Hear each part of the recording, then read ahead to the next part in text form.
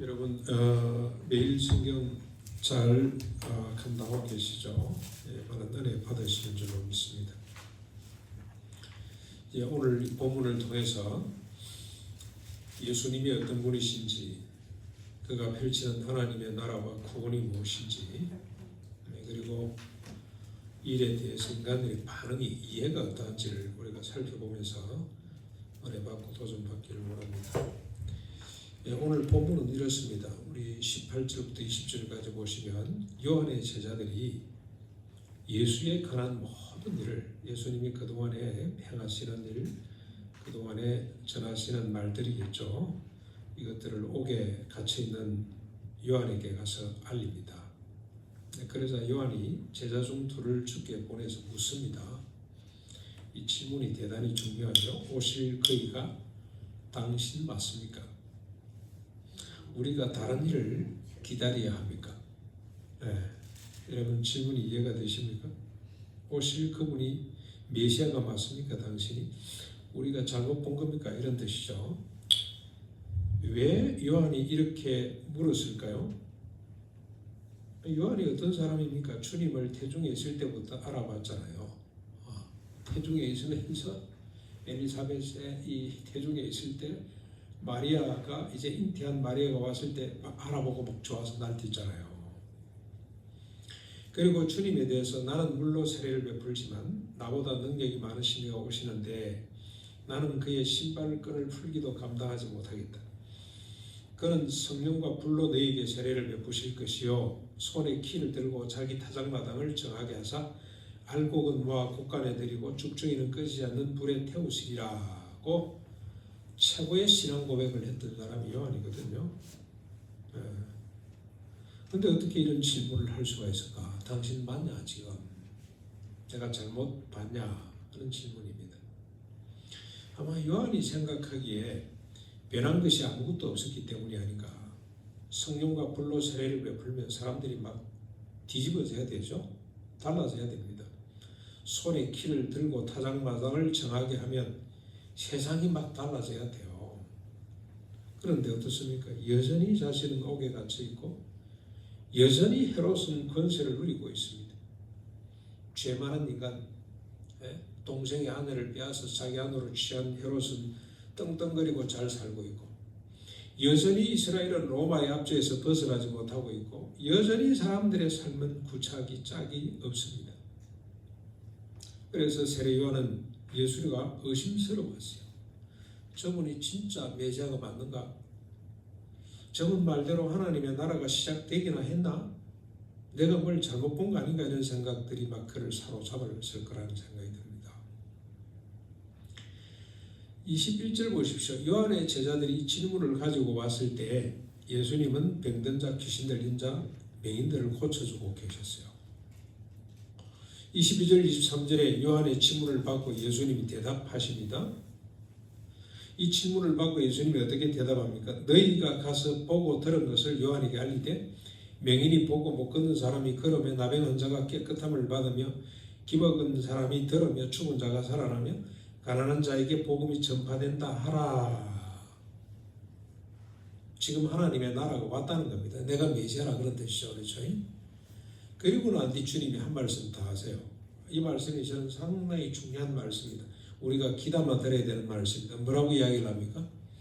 누구든지 나로 말미암아 실족하지 않는 자가 복이 있다. 예수님이 시작하신 하나님의 나라는 맹인이 보고 못 걷는 사람이 걷고 나병 환자가 깨끗함을 받고 기먹은 사람이 듣고 죽은 자가 살아나고 가난한 자에게 복음이 전파되는 나라입니다. 그 나라가 지금 이곳에서 펼쳐지고 있다는 겁니다. 여러분 어떻습니까? 이 말을 들은 요한의 제자들은 어떤 생각을 갖고 돌아갔을까요? 이 말을 같이 들은 예수님의 제자들은 어떤 생각을 했을까요? 그래, 맞아. 이게 하나님의 나라야. 할렐루야 하고 그렇게 돌아갔을까요? 맞아, 하나님의 나라가 이런 모습이지 그랬을까요? 아니면 하나님의 나라가 그것밖에 안 되나? 뭐 말이야? 뭐 요즘 뭐 속된 말로 말이야? 그게 무슨 말이 그런 말이 있어? 그게 무슨 하나님의 나라야? 하나님의 나라가 몰라. 죽은 사람이 살아나는 것 정도는 이해가 되는데 가난한 사람에게 복음이 전파되고 못 보는 사람이 보고 자기들하고 상관이 없는 이야기잖아요. 그게 무슨 하나님의 나라냐 이런 생각을 갖고 돌아갔을 겁니다. 예수님도 아셨어요. 이것이 하나님의 나라라고 하거나 이것이 메시아적 사역이라고 하면 실족할 사람이 많다는 것을 아셨어요. 요한의 제자도 자신의 제자도 대단히 실망했을 거라는 것을 주님은 아셨습니다. 그래서 이 말씀을 다 한 거죠. 나로 말미암아 실족하지 않는 자가 복 있는 자랍니다. 이 말은 무슨 말입니까? 나로 말미암아 내가 펼치는 구원과 하나님의 나라로 인하여서 실족할 사람이 있다는 겁니다. 더 많다는 겁니다. 하나님의 나라 때문에 시험에 걸리는 사람이 있다. 이거 실제로 그랬죠. 예수님 고향에서 어쨌습니까? 예수님을 죽이려고 그랬잖아요. 낭떠러지게 막 떨어뜨려가지고 예수님을 죽이려고 그랬죠. 결국 인간들이 예수님을 죽음으로 몰고 갔습니다. 그렇죠? 주님이 주장하는 하나님의 나라가 싫어서. 여러분 이 질문에 우리가 한번 이 말씀에 우리가 정말 주목해야 됩니다. 주님 때문에 시험 들 수도 있구나. 성경 말씀 때문에 시험 들 수도 있구나. 얼마든지 그럴 수 있구나. 그게 정상이라고 생각하면 돼요. 자, 그러면서 주님은 이것이 왜 하나님의 나라의 구원인지를 설명을 합니다. 자, 이렇게 돌아갔습니다. 사람들이. 근데 남아있는 무리들을 향해, 제자들을 향해 주님이 설명을 합니다. 맹인이 보고 못 걷는 사람이 걷고 나병한 자가 깨끗함을 받고 기먹은 사람이 듣고 죽은 사람이 살아나고 가난한 자에게 복음이 전파되는 것이 하찮은 일이 아님을 이게 천국의 비밀이 이 속에 있다는 것을 설명을 합니다. 24절부터 28절까지 요한의 제자가 떠난 후에 예수께서 무리에게 요한에 관련된 이야기 하나를 합니다. 질문을 합니다. 이제는 묻습니다. 뭐라고 묻습니까? 너희가 무엇을 보려고 광야에 갔더냐? 바람에 흔들리는 갈대냐? 부드러운 옷 입은 사람을 보기 위해서냐? 보라, 화려한 옷을 입고 사치하는 자는 왕궁이 있느니라. 그러면 너희가 무엇을 보려고 나갔더냐? 선지자냐? 옳다.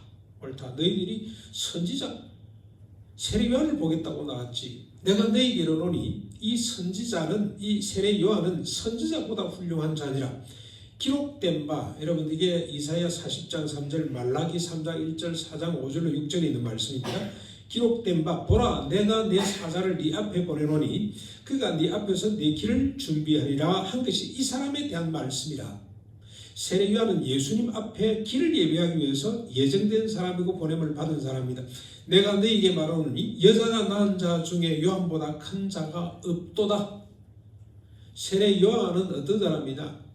여자가 낳은 남자, 여자가 낳은 사람들 중에 이 인류 모든 아담 이후의 모든 인간들 중에 가장 위대한 사람이 세례 요한이라, 가장 큰 자가 세례 요한이라 그런 뜻입니다. 그렇죠? 그런데 하나님의 나라에서는 극히 작은 자라도, 아무리 작은 자라도 뭐합니까? 세례 요한보다 크다 이 말이에요. 세례 요한보다 크다. 무슨 뜻입니까? 하나님의 나라에서는 앞에서 보았던 자들, 못 보는 자, 못 걷는 자, 나병한 자, 기먹은 자, 죽은 자, 가난한 자, 소위 작은 자들 중에 작은 자들도 세례 요한보다 훨씬 더 크다는 뜻입니다. 훨씬 더 소중한 나라, 이게 하나님의 나라라는 뜻입니다. 예? 감이 잡히시죠? 이런 자들이 고통 가운데 있다는 것은 주님의 마음이 찢어지는 일입니다. 그래서 주님은 늘 이런 사람을 볼 때마다 마음이 어떻게 통분, 이 애통, 이 마음이 찢어질 듯이 아프다는 표현을 자꾸 쓰시죠. 이런 자들이 무시당하고 배제당하는 것을 주님은 용납할 수가 없었습니다. 그래서 주님은 이런 자들을 찾아 다니셨어요. 이런 자들과 함께하기를 기뻐하셨습니다. 심지어 이런 자들을 위해서 왔다고 말씀하셨어요. 그들을 고쳐주시며 죄 없다고까지 선언해 주시기를 기뻐하셨습니다. 세상의 잣대를 보면 이런 사람은 쓸모없는 인간들이고 이게 차라리 나지 말 걸 나아지고 왜 저러고 살지 이런 사람인데, 주님은 그 사람의 가치가 세례요한보다 크기 때문에 그 사람들이 무시당하고 그 사람들이 슬퍼하고 그 사람들이 배제당하는 것을 도무지 보시지를 못하는 거죠. 그래서 숫째 나는 이런 사람들을 위해서 왔다라고까지 말씀을 하게 된 겁니다. 자, 이 말을 들은 사람들의 반응이 너무 재미있습니다. 두 가지로 나타나서 여러분들께 성경이 따로 떨어져 있는 것 같지만 전부 다 퍼즐처럼 탁탁탁 연결되어 있어요. 같은 이야기입니다. 29절 한번 보십시오.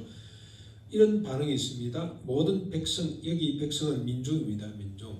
여기 갈데 없는 사람들, 예수님 이래 한마디 듣겠다고 또 뱅고치겠다고 막 몰려와 있는 사람들하고 세리들의 반응입니다. 그 중에 아마 세리들이 있었던 것 같습니다. 유대사에서는 완전히 인간 취급을 받지 못했던 인간입니다. 그렇죠? 세리가. 창기도 마찬가지로. 이 사람들은 어떤 사람들입니까? 요한의 세례를 받은 자들입니다. 무슨 뜻이죠? 자신이 죄인임을 깨닫고 고백한 자들입니다. 이런 자들이 이 말씀을 듣고 예수님이 하나님의 나라가 뭐냐, 구원이 뭐냐, 가난한 자에게 복음이 선포된다, 병든 자가 나음을 받는다는 말을 듣고 하나님은 의롭다고 하는 반응을 보였어요. 하나님 옳습니다. 그게 맞습니다. 그게 천국입니다. 그게 주님이 하시는 일입니다 라고 고백을 했습니다. 그러나 30절 한번 보십시오.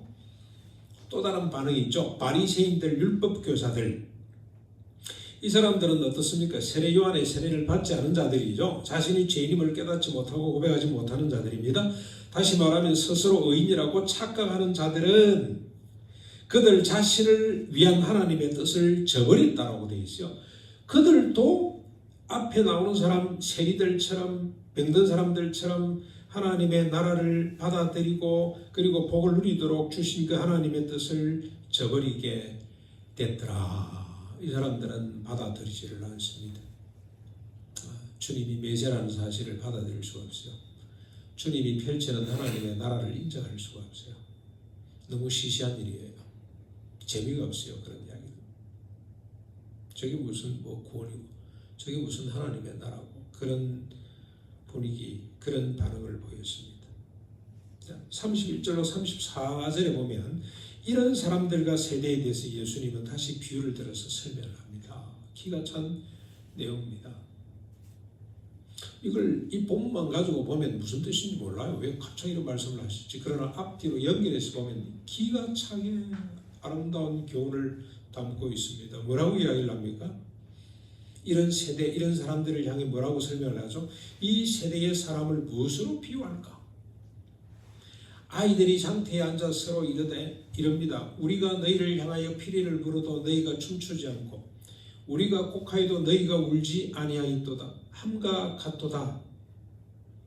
세례 요한이 와서 떡과 포도주를 마시지 아니하자 하며 너희 말이 귀신 들렸다 하더니 인자는 와서 먹고 마시며 먹기를 탐하고 포도주를 즐기는 사람이요 세리와 죄인의 친구로다 하는구나. 무슨 말입니까? 바리새인들, 율법 교사들은 어떤 사람들이죠? 이 세대의 사람들을 대표하는 자, 대표주자라고 할 수 있는 사람들입니다. 그렇죠? 모든 인간이 아마 이렇게 되기를 원할 겁니다. 바리새인이 되고 그 다음에 율법 교사들이 되고 서기관들이 되고 제사장들이 되기를 원하는 소망의 대상인 그런 사람들이죠. 이런 사람들은 어떻습니까? 타자의 슬픔과 기쁨, 심지어는 타자의 존재에 대해서 전혀 관심이 없는 자들입니다. 타자를 타자의 입장에서 보지 않고 철저하게 자기 입장으로만 봅니다. 시각장애를 보고 얼마나 답답할까라고 안타까워하는 것이 아니라 저 인간이 이래서 눈이 멀었을 거야 라고 비웃습니다. 걷지 못하는 사람을 보면 어떻습니까? 얼마나 힘드세요? 라고 말하지 않습니다. 저러니까 안전뱅이가 됐지라고 정죄합니다. 병든 사람, 가난한 사람을 보면 어쩝니까? 얼마나 아플까? 얼마나 고통스러울까라고 동정하지 않습니다. 그러니까 제가 많으니까 저렇게 됐지 라고 정죄를 해버려요. 모든 대상을 자기를 위해서 바라보고 판단하고 말하고 행동하는 사람들입니다. 자기를 중심과 기준으로 삼기 때문에 그렇습니다. 그러기에 자신을 선하고 의롭고 지혜로운 자라고 그렇게 스스로 여기게 됩니다. 남이 춤을 추는지 울든지 관계하잖아요. 안식일 날 손마른 자를 예수님이 낫게 할 때 여러분 저 손마른 자 입장에서 생각을 해보십시오. 평생에 손이 말랐다 이러면 손마른 자 보셨어요? 서울 영동 계실 때 청년 하나가 손이 말랐다 지난번에 한번 소개를 했습니다. 어떻게 잘못 성장판이 다쳤는지 이 손이 왼손이 굳어버렸어요. 이렇게 엉겨붙어 있어요. 지난번에 우리 군사님 모임 때 미국에 우리 아이 제인이 입양해 가는 거 보셨죠? 어떤 사람 손 마른 아이를 하나 입양해 갔어요. 한쪽 손이 안 자라요. 이 청년이 말이죠. 서울 영동교회 청년이 부잣집 아들이었어요. 그러니까 이제 자존심도 상하고 창피하고 하니까 인간관계가 안 돼요. 그래서 밖에 별도로 원룸을 하나, 그때는 원룸이 비쌀 때인데 원룸을 하나 넣어가지고 혼자서 생활을 해. 교회 오질 않아. 사람 만나는 걸 꺼리는 사람이라. 얼마나 불쌍한지 몰라요. 근데 여러분 어떻습니까? 그걸 안식이라고 고쳐주잖아요. 주님이. 바리새인들 서기관들이 마음이 그걸 딱 보고 있다가 시비를 걸잖아요. 그 청년이 손바람 병에서 해방됐다는 데서는 관심이 없어. 안식일법 어겼다고 예수님을 코나로 몰아가요. 이게 바리새인들 율법 교사들의 모습입니다. 내가 이롭게 사는 거 여기만 관심 있지 타자가 고통에서 벗어나는 게 인데서 관심 1도 없는 사람들입니다. 35절에 주님은 이들을 향해 이렇게 말씀을 합니다.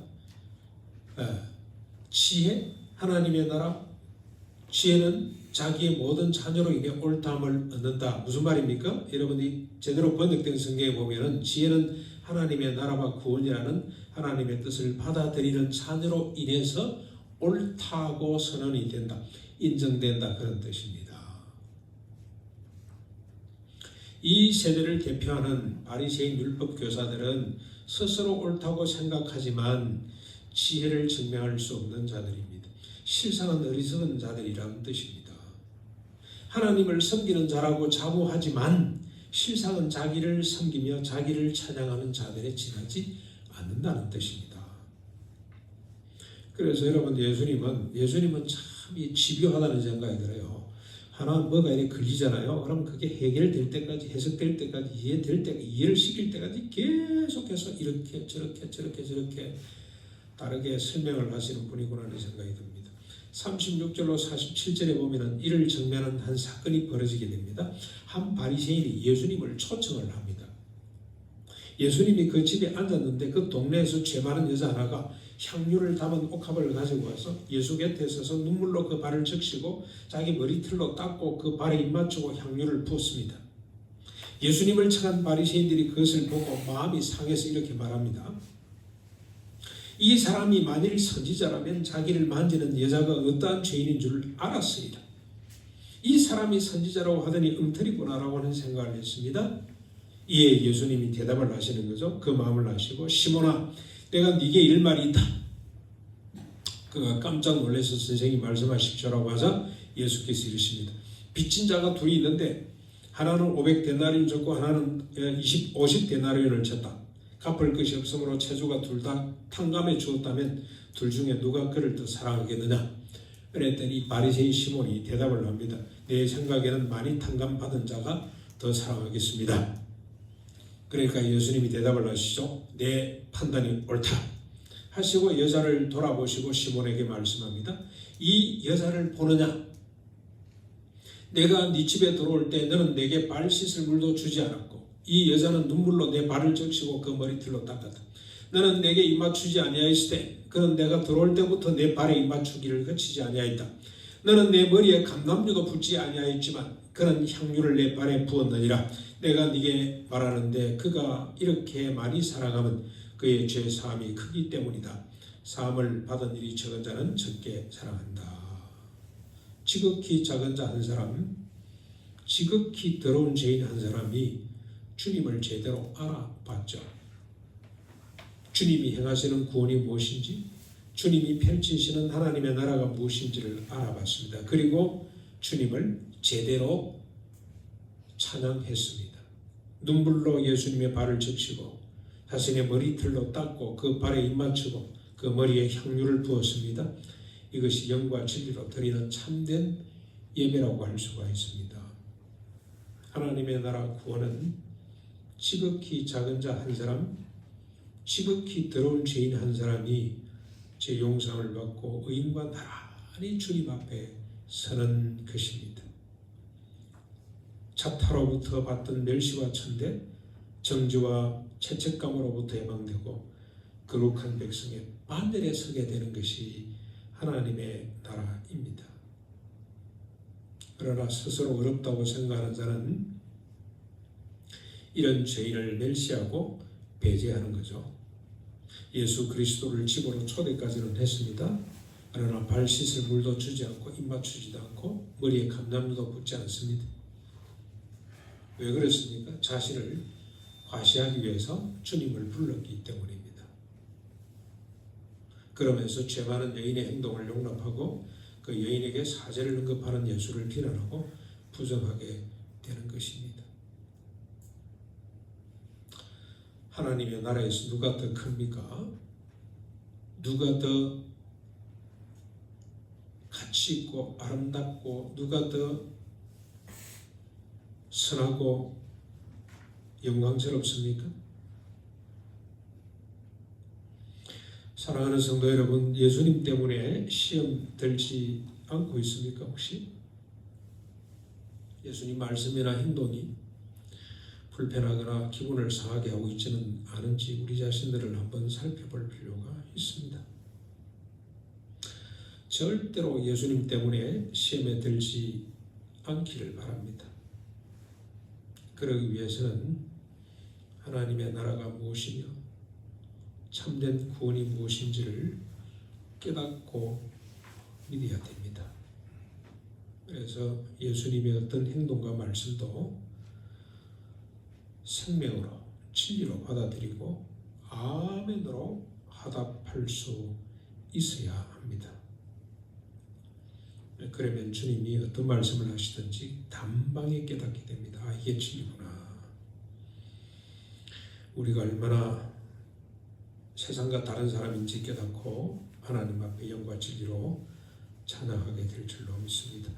이런 삶이 우리 속에 펼쳐질 수 있기를 주님의 이름으로 축원합니다.